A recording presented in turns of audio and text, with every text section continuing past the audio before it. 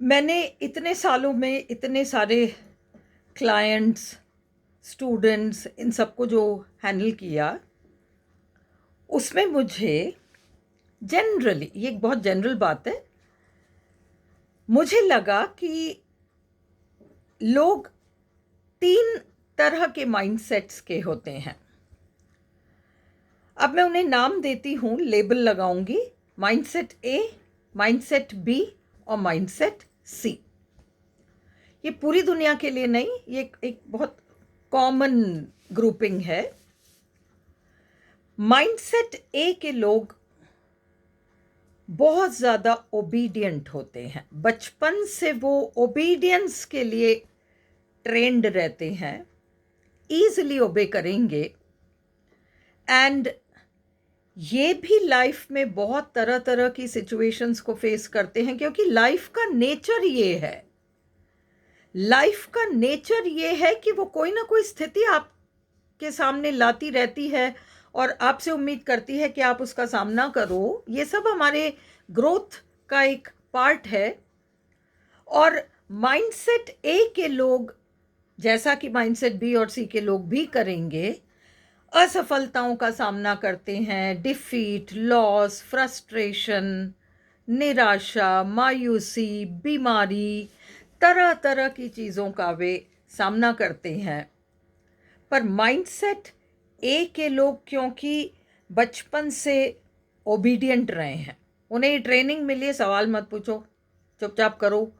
वो एक जो माइंडसेट है, माइंडसेट ए, वो सारी स्थितियों का सामना करेगा, सवाल नहीं करेगा।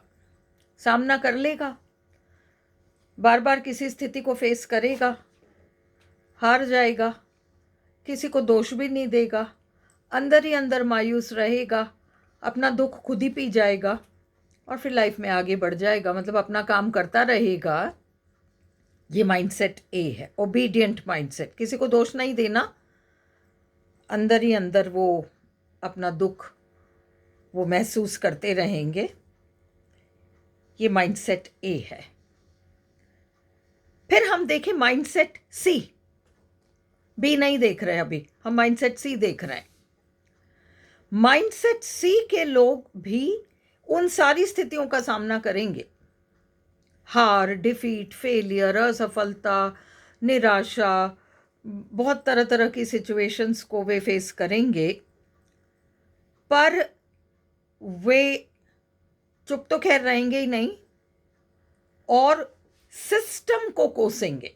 आप उस विद्यार्थी की कल्पना करो जो खुद ने कोई परीक्षा की तैयारी ढंग से नहीं करी, परीक्षा देना पड़ गया और फिर उसमें ढंग से कर नहीं पाया। अब वो पूरे सिस्टम को कोसेगा, कहेगा सिलेबस से बाहर आया था, पेपर बहुत टफ, पता नहीं कहाँ से पूछा इन लोगों ने, ये तो यूनिवर्सिटी ऐसी है, ये तो कॉपी जो चेक करते हैं वो ढंग से नहीं चेक करते, मतलब सारी दुनिया दोषी है। हम तो अपनी जगह बिल्कुल ठीक हैं, दुनिया दोषी है।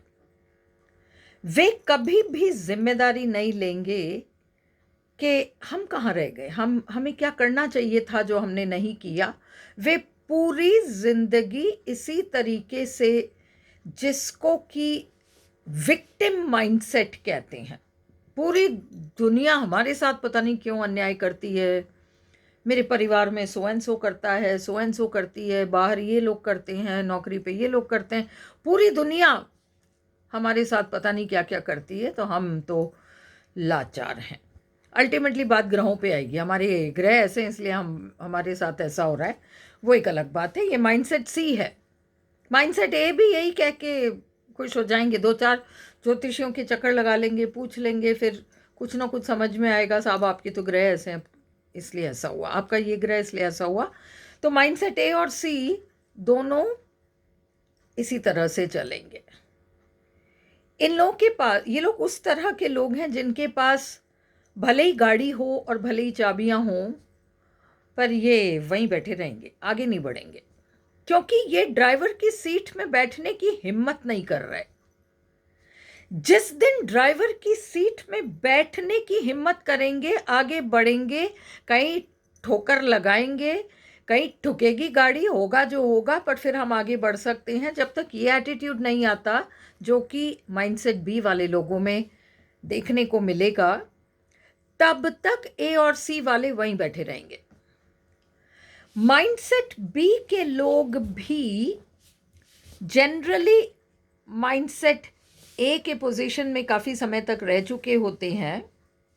काफ़ी समय तक वो भी बिना किसी को दोष दिए अपनी किस्मत मानकर और अपना सारा दुख पीकर और अपना समय निकाल लेते हैं। शिकायतें ज़्यादा नहीं करते, ठीक है अब क्या करें, हमारे हाथ की बात नहीं है, बस की बात नहीं है, कह के आगे बढ़ते हैं। पर अंदर एक मायूसी छा जाती है, क्योंकि हम सब का, हमारा माइंडसेट ए हो, बी हो, सी हो, एक्स हो, वाई हो, कुछ भी हो, हम सब का पर्पस यहाँ एक्सप्रेशन है। वो जैसे ही कई ठहराव आएगा उसमें, तो हम फ्रस्ट्रेटेड भी रहेंगे, दुखी भी रहेंगे, अंदर बुझ जाएंगे, किसी से कुछ कह नहीं पाएंगे, बाहरी सफलता खूब मिलती रहेगी, अंदर कोई और ही कहानी चलती रहेगी। ये बात है। माइंडसेट बी वाले लोग माइंडसेट ए की तरफ बहुत समय तक बैठे रहेंगे, पर अंततः वे जिम्मेदारी लेना चाहेंगे। वो जानना चाहेंगे कि हमारे साथ ऐसा क्यों हो रहा है और हम क्या करें जिससे कि हम इन स्थितियों को ठीक कर लें। अब शुरू में तो वही है, ज्योतिषी के पास जाकर उपचार लेना या उपाय पूछना या ये करना या वो करना। पर एक स्टेज ऐसा आएगा जब उनको समझ में आ जाएगा कि नहीं, ये मामला कुछ और है, ये कुछ और है, और इसलिए उनके मन में फिर एक इच्छा जगेगी कि वो सीखें, वो समझें और वो उस चीज़ को, वो जो भी उनके अंदर चल रहा है उसको समझकर और उसको दूर करने की कोशिश करें। ये माइंडसेट बी है। हम सबको कैसे ना कैसे माइंडसेट बी पर तो आना पड़ेगा।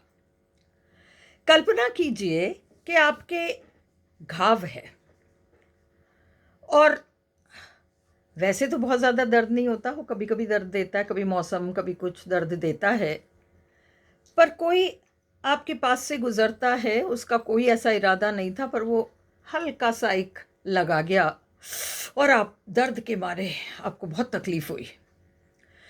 आप अगर माइंडसेट ए के हैं, आपको कितनी तकलीफ हुई, आप उसको झेल लो, बहुत तकलीफ होगी पर झेलोगे, गाली वाली तो नहीं बकोगे, पर उसको कहोगे यार देख के चला करो ना, क्या है, दिखता नहीं है क्या, लगी हुई है मेरे, कह के उस चीज़ को आप उसको दोष नहीं दोगे, आप कहोगे क्या करें अब लगा गया।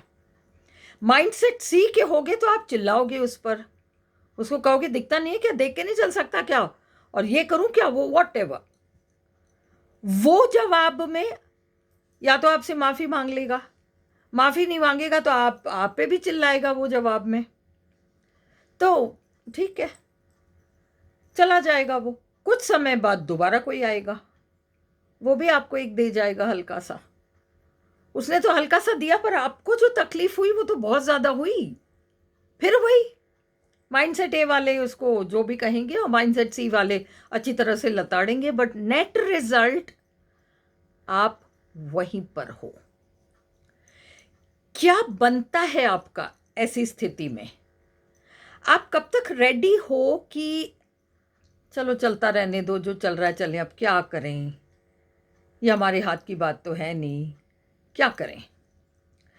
आपको समझना पड़ेगा कि आपको उस घाव को ठीक करना पड़ेगा। बाहर के लोगों पे चिल्ला के या नहीं चिल्ला के कोई रिजल्ट नहीं मिलेगा। आपको तो इस घाव को, क्यों आया, कैसे मुझे ये चोट लगी और मैं क्या करूं कि ये ठीक हो जाए, यहाँ तक तो आपको पहुंचना ही पड़ेगा।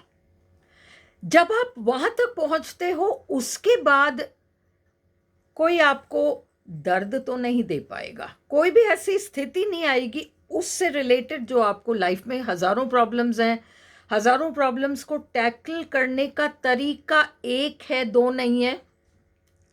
टैकल करने का तरीका एक है, आप एक को करते हो तो धीरे धीरे धीरे धीरे करते सबको करने लग जाते हो, ऑटोमेटिक हो जाता है। तो ये जो है रेस्पॉन्सिबिलिटी लेना और देखना कि क्या बदलना है हमारे अंदर वो कौन सा वो घाव है, हम सबके अंदर कहीं ना कहीं अगर हम आकर अटक गए हैं तो हमारे अंदर कोई घाव है, और वो घाव बचपन की किसी कहानी की वजह से है जिसका हमें पता ही नहीं है।